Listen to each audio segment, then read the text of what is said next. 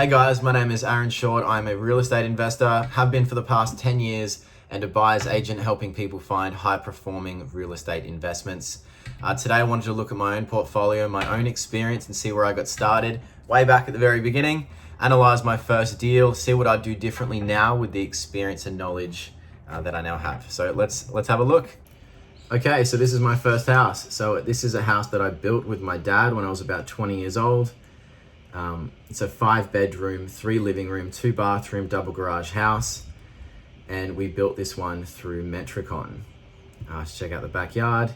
So I try to keep my cost as low as possible, as I didn't want to overcapitalize when it came to the sale, and I wanted to increase my rental yields while I own the house. So most of the result of this is me spending my tireless weekends trying to appreciate the value without having to pay for trades or pay the premium that Metricon would have charged to do a lot of this work through their company.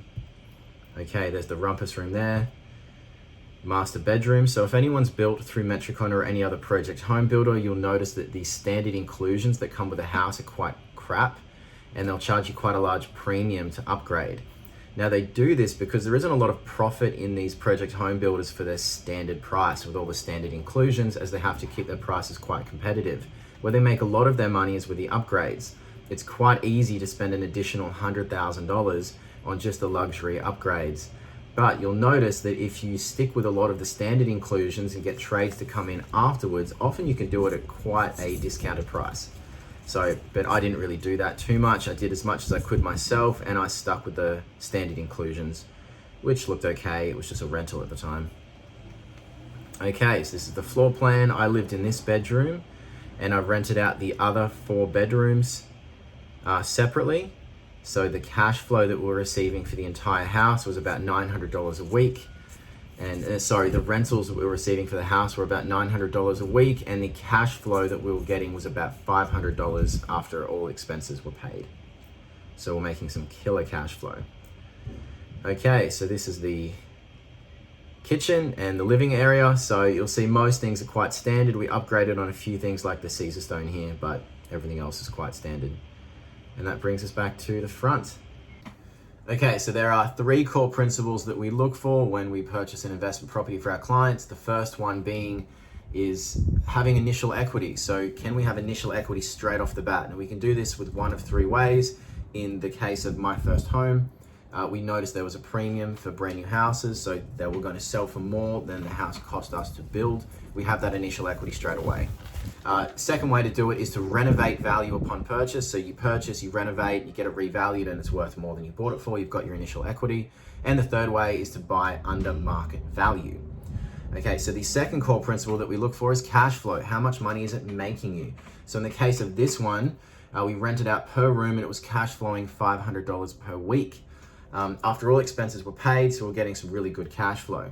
And the third one is appreciation. What's the market doing around you? Is there a lot of development happening around the area that's going to flood the supply and we're going to see prices stagnate? Or is the area quite confined and there's a lot of people coming in, and that's going to cause pressure on the market? It's going to be pushed to the upside. Okay, structure. How did I structure this financially? So I went in with my dad, and he was a private money partner. The house was built entirely in my name.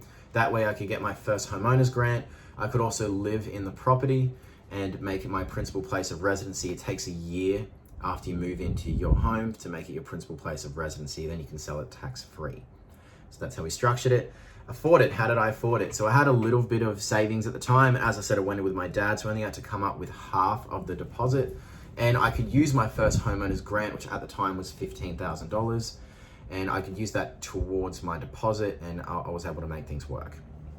So how I would have done this differently is I would have gone to the banks. I wouldn't have sold. I would have gone to the banks, withdrawn that equity back to the loan to value ratio of 80 to 20%, 80% loan, 20% equity. And then I would have used that additional equity as a deposit to structure a new loan and then buy a new house and then build the portfolio rather than buy and sell, buy and sell. You lose a lot of money in fees and in taxes when you buy and sell. And that way I would have been able to keep this cash flow that I was getting, and I would have been able to build a portfolio rather than just keep doing one project at a time. But apart from that, it was a good deal. It catapulted me into my second and third and fourth and onwards. And it was a great learning curve.